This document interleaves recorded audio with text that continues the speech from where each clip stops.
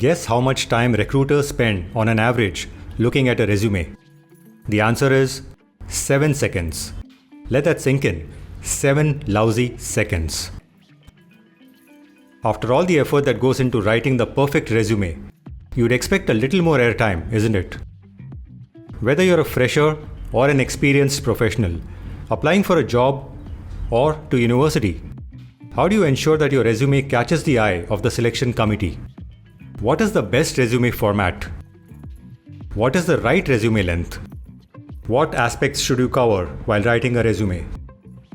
We'll tackle all these questions in this video.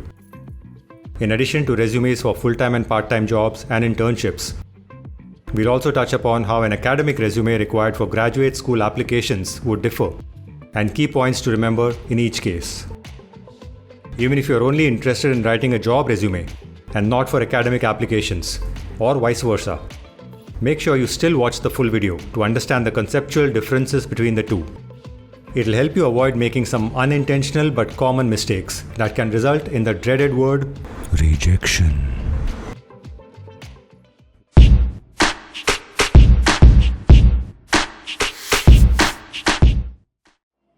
What is the typical way candidates write a resume? Most will start the process by searching for sample resumes and freely downloadable CV templates. Their focus is on getting the best looking CV. So they obsess over the font style and size, colors and layout. The second instinctive urge is to try and cram as much data as possible within the implicit or explicit size limits. If there are no size limits, the freedom often gets abused. I've seen resumes that run into 10 plus pages with pictures, design borders, and colors that make the wild 60s look tame in comparison. Remember, the resume is not an autobiography. Think of it as an elevator pitch. It has to be crisp yet impactful. It has to help create that crucial first impression and set the tone for further evaluation.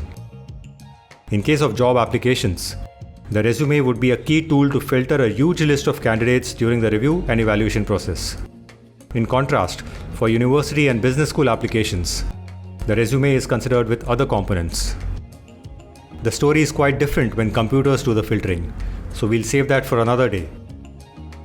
In this video, let's try to understand how the manual review process works. How does a resume reader review and evaluate resumes? When you apply for competitive positions like high-paying jobs, especially those with deadlines, your resume will probably go through multiple rounds of review. With hundreds or even thousands of resumes lying on the desk, the first-level reviewer will speed read each resume and either dump it or move it to the next level for further review. The resumes that make it to the next level would generally have some key attributes that make the candidate stand out. In fact, it's common practice for the first-level reviewers to just highlight or encircle the words and numbers that really matter on your resume. The more of those parameters you have, the better your chances of getting promoted to the subsequent levels of review. After the initial screening and shortlisting, the decision makers will start getting involved. The final reviewer needs to be convinced that your resume has most, if not all, of the traits she's looking for.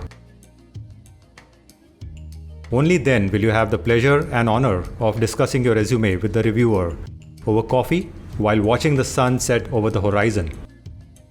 This process tends to differ in case of academic resumes. In university and graduate school applications for MBA, MS, or PhD programs, the resume constitutes just one component and is generally not the sole deciding factor.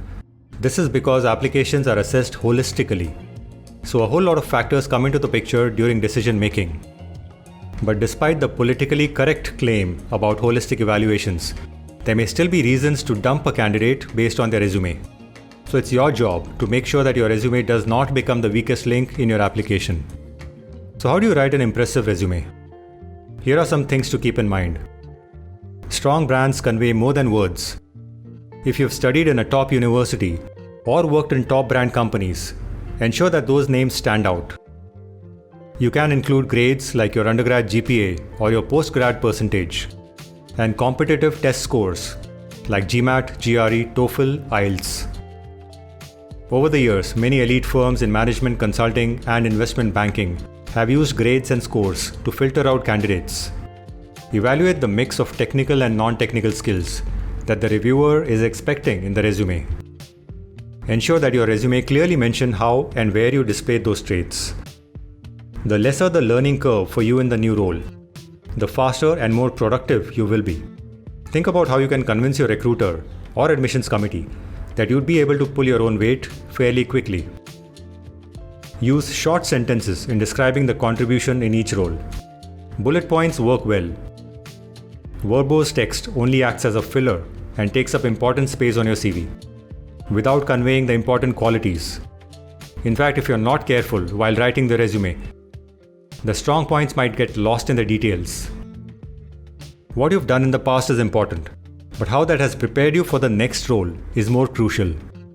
So present your accomplishments in a way that makes the reviewer's job easier. One way to do that is by using action verbs. They can communicate the skill that you've demonstrated. Rather than just a dry listing of what any Tom, Dick, and Haridas would have done in that previous role, make it look more like your personal story. And try to do all of this in one page. If you think that's not practical, maybe you can add another page, but that's it. Don't convert your resume into a novel. The length of your resume is inversely proportional to the attention span of the reviewer.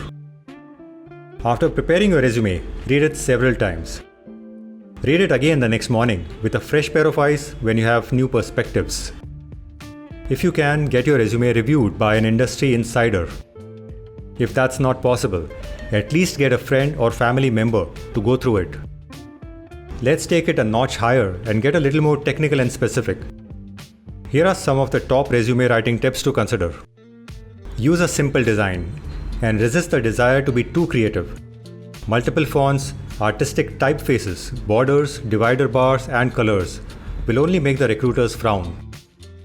This is the time to be conservative. Have a consistent date format throughout your resume, depending on your target geography.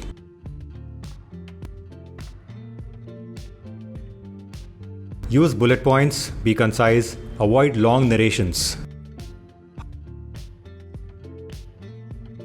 Highlight the important accomplishments using bold or italics. However, don't go overboard with it, use it sparingly. Separate the various sections smartly and also try to have some white space. Avoid fonts that are too small or too big. Ideal would be 12. And make use of the more common fonts. Ensure that the indenting of bullets and content is consistent throughout. This can be the single biggest eyesore.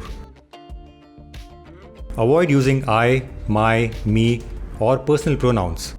For instance, designed snore inhibitor is far more acceptable than I stop people from snoring. Use past tense for previous work and present tense for your current job. A professional resume for a job requires a stronger look at your career journey. In contrast, an academic resume, especially for an MBA, would include other relevant sections including your education and a glimpse of your personal and professional development over time. Let's look at some tips for writing an MBA resume. In addition to following the basic rules that apply to resume writing as discussed earlier, there are a few other guidelines that you need to keep in mind while writing an MBA resume. Since the admission officers involved in the application evaluation process come from various professional backgrounds, using technical jargon or abbreviations on your resume would not be a good idea. If you have to use technical words, explain what it means. Do not expect the admission officer to open up Google and find out what you're trying to convey. This also applies to all the internal acronyms used by companies. When you write PM on the resume, an admissions officer may not know if it means product manager or postmortem. The resume length for MBA applications should ideally be 1 page. If the best Harvard and Stanford MBA students with all their wonderful pre-MBA accomplishments can do it, so can the rest of us. Your resume should include these 3 main sections: your work experience, education, and extracurricular activities. Some may wish to add another section for achievements, or you may club it with the 3 earlier sections. The focus would be on your leadership and other transferable skills.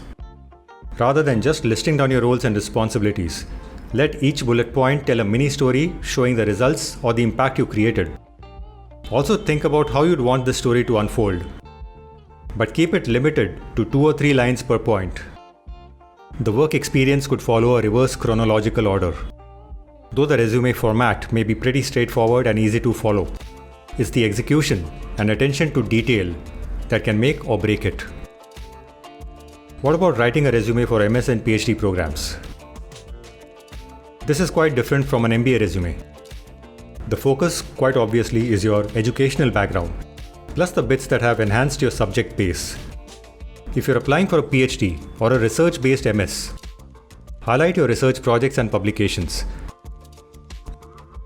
If it's a professional master's program, highlight your relevant professional skills. This time, there's no need to hold back on technical jargon. The admissions committee is quite familiar with the intricacies of the subject.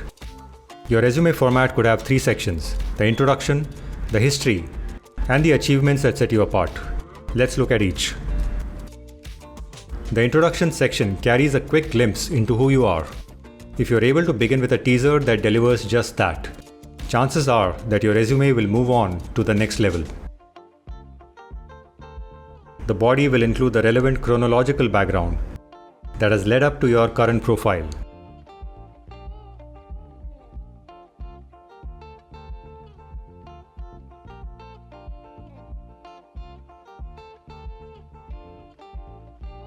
In the achievements section, showing that you have a life that goes beyond your textbooks can make quite an impression on the admissions committee members. This is also where you can include meritorious or non-meritorious awards, certifications, and extracurricular activities. While the basic intention of all resumes may be the same, the nature of your graduate school master's or PhD resume should bear the sole purpose of conveying your knowledge of the subject you want to pursue. The bottom line is that the content in your resume is far more important than the resume format you follow. We've covered quite a bit of ground, so let's wrap things up in a simple manner. The art of resume writing is all about dressing up your information into relevant categories familiar to the end audience. It is all about the highlights of your life, showcasing the most outstanding steps of your growth. The focus of the information changes based on the reader it is intended for. Writing a short, crisp, and impactful resume can be tougher than you think. So create a good personalized resume format that works best for you and keep fine-tuning it over time. Check out the description for a resume template that you can download and edit. At MBA Crystal Ball, we review thousands of resumes each year, from candidates dreaming of getting into the elite universities and top companies.